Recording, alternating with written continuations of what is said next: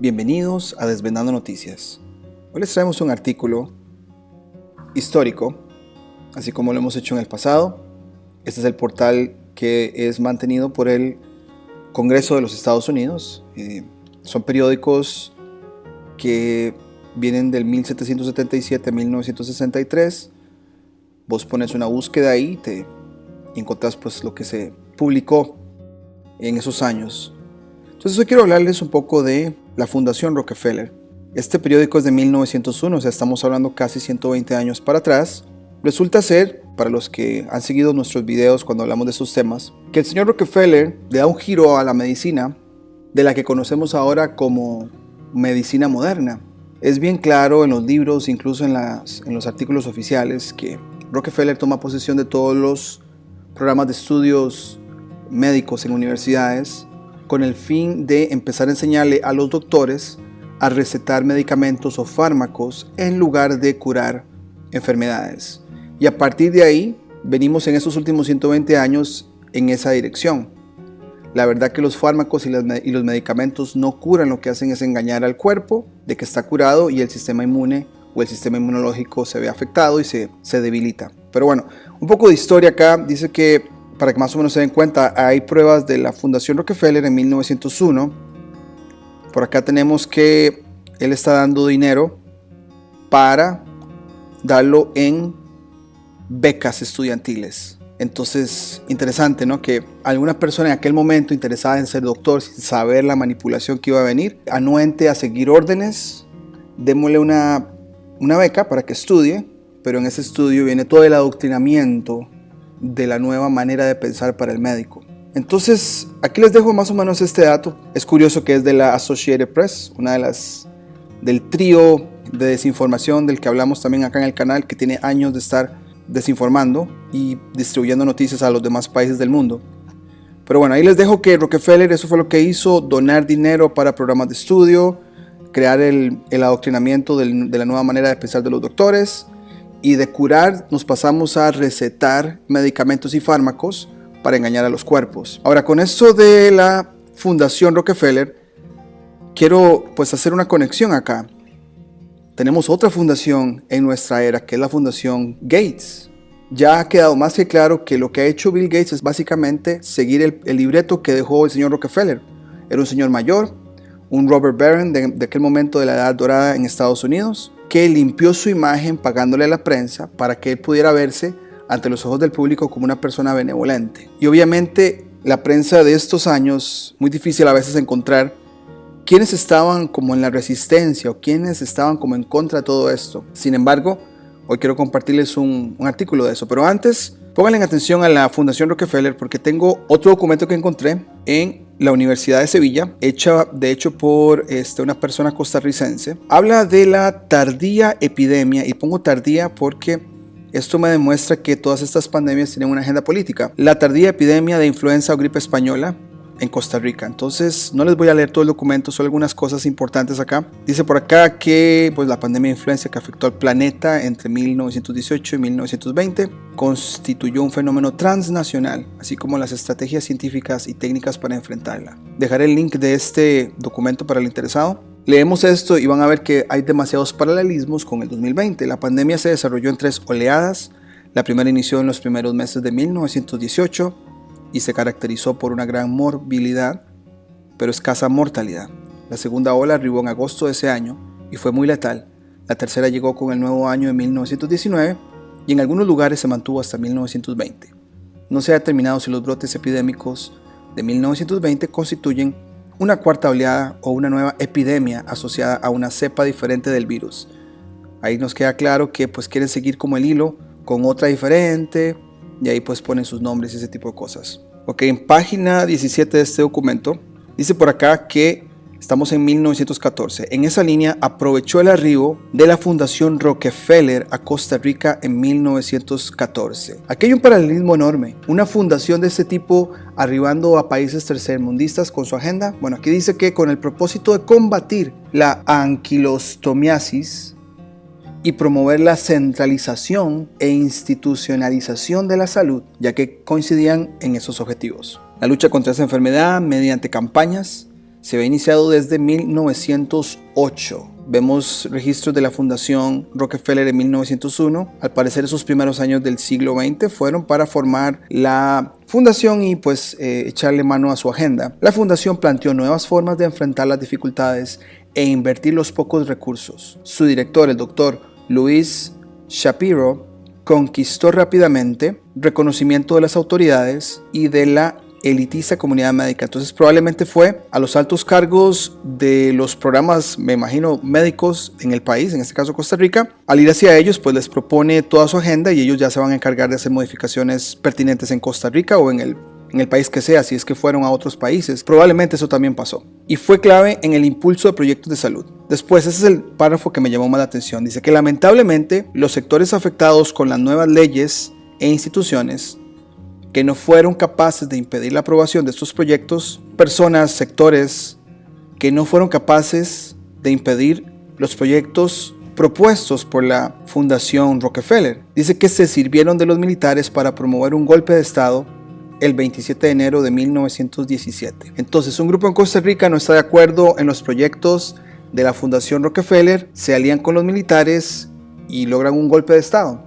De hecho, este golpe de Estado en la historia costarricense es visto muy negativamente. Sin embargo, me llama mucho la atención. El señor Federico Tinoco, artífice del golpe, intentó darle legitimidad al régimen, convocando una asamblea constituyente que promulgó la Constitución de 1917. Ahora, sea o no sea esto agendado para crear un disturbio en Costa Rica o no, más adelante hay algo interesante. Dice, la dictadura significó un retraso o un retroceso en los avances institucionales en el campo de la salud entre 1917 y 1919, los años de la pandemia de la gripe española. La construcción de cañerías y obras de infraestructura se paralizó, así como la de excusados higiénicos. Después dice por acá, Shapiro sufrió momentos sumamente críticos debido a la usurpación de las rentas de las instituciones de beneficencia, la eliminación de las medicaturas de pueblo y la ausencia de recursos para las campañas contra las enfermedades parasitarias y la malaria. Entonces se me hace interesante que hubo un grupo que estaba en contra de la agenda de la Fundación Rockefeller.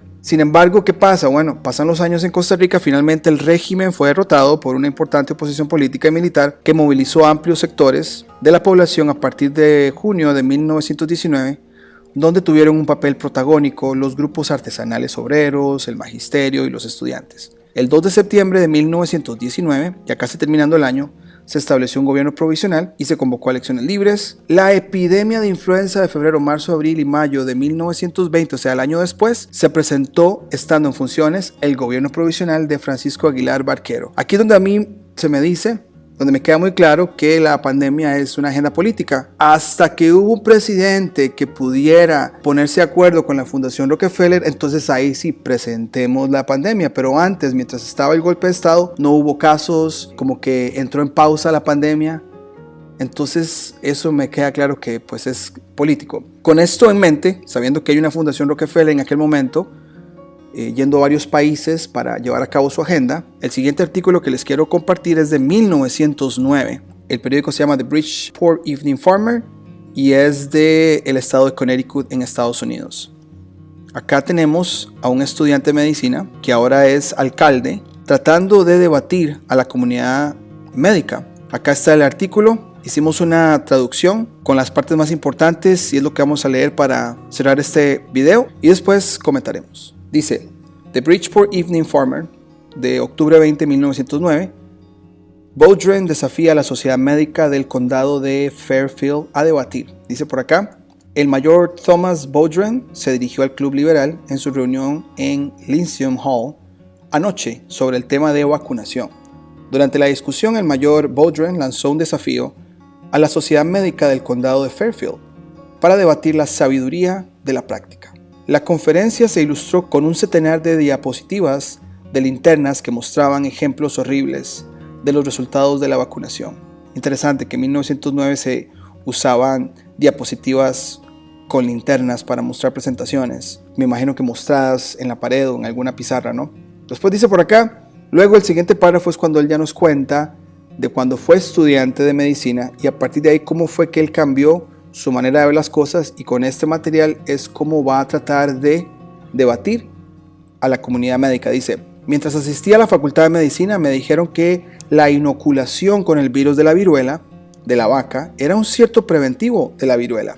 Y, como la mayoría de los otros estudiantes de medicina, acepté con fe y credulidad infantiles la máxima de mis maestros en cuanto a mucha sabiduría infalible. Después de una experiencia derivada del tratamiento de varios casos de viruela postvacunal en pacientes que daban evidencia de haber sido vacunados recientemente y con éxito, me desperté y me di cuenta del hecho desagradable de que la vacunación protectora no era todo lo que se decía por ella. Entonces comencé un estudio del problema de la vacunación en todos sus aspectos. Después de varios años de lectura, observación y experiencias, me convencí plenamente de que la vacunación exitosa no solo no protege a sus sujetos de la viruela, sino que, en realidad, los hace más susceptibles a esta enfermedad al afectar su salud y vitalidad y disminuyendo su poder de resistencia. Los médicos no declaran en su alegato por el envenenamiento de la sangre humana, solo a qué marca de las 74 variedades de corrupción concentrada se le debe dar crédito de salvar millones de vidas. Nos dicen que es imposible describir los horrores de la viruela, pero les aseguro que si los médicos conocieran su oficio, no habría muchos horrores que describir en relación con la enfermedad que llamamos viruela. Y la cara llena de hoyos que vemos son señales seguras de la incompetencia del médico tratante. Debo añadir que también es imposible describir las sucias condiciones que hicieron posible tal enfermedad. Un escritor nos dice que de 3,000 vacunas en San Luis no ocurrió ni un solo caso de lesión. Aquí está su lógica. Podés raspar un cadáver de viruela de su sucio pus, inocular media docena de terneros con su corrupción, pasarlo a través de varios monos y luego mezclarlo con glicerina e inyectarlo en el cuerpo sudado de un niño pequeño y ninguna lesión vendrá de ella. Cuando la vacuna es tomada significa envenenamiento de la sangre. Ha manchado la sangre de incontables miles y ha puesto sobre sus víctimas el sello de la tuberculosis, el cáncer y la sífilis, así como muchas otras enfermedades terribles. La profesión médica ha plantado la tuberculosis por la compulsión en la carrera y ahora pide otro virus para alejar su daño de la corriente de vida de la humanidad donde lo ha profanado. Lo que necesitamos es una civilización que enseñe las formas de vivir correctamente, haciendo imposible la enfermedad, y un tribunal que pondría en la cárcel a cualquiera culpable de profanar la sangre sagrada de su prójimo. Las plagas de todas las edades quedan muy por detrás de la plaga de la incompetencia médica y la estupidez criminal, que no conoce ni la naturaleza ni al Dios de la naturaleza, y que todavía entregaría a pus de ternero podrido a la humanidad sufriente para protegerla de las enfermedades. Entonces me quedan claras dos cosas. Esto fue una persona que estuvo en los primeros programas de estudios creados por el señor Rockefeller y se da cuenta que lo que se les enseña no estaba bien, y cuando ya es alcalde va y se dirige a la comunidad médica para decirle todo lo que él ha descubierto y que ve aquí una agenda que sea perpetua en el daño del ser humano. Ahora, lo único que me queda a mi duda es, está buscando que haya un tribunal. Sin embargo, a veces a mí me parece que el modelo legal es otro instrumento del sistema, de la élite, para que los que tienen el dinero puedan comprarlo y nunca ser enjuiciados o nunca paguen por sus crímenes. Pero bueno, eso es simplemente nuestra opinión personal, pero queríamos compartirles este artículo muy interesante de hace unos 110 años que nos habla de ese programa de estudio que el señor Rockefeller crea con su fundación y que hubo una agenda muy clara de la Fundación Rockefeller para que los países la siguieran también, como pasó en Costa Rica. Por ahora sería todo, nos vemos en la próxima y les agradeceré también sus comentarios. Hasta la próxima.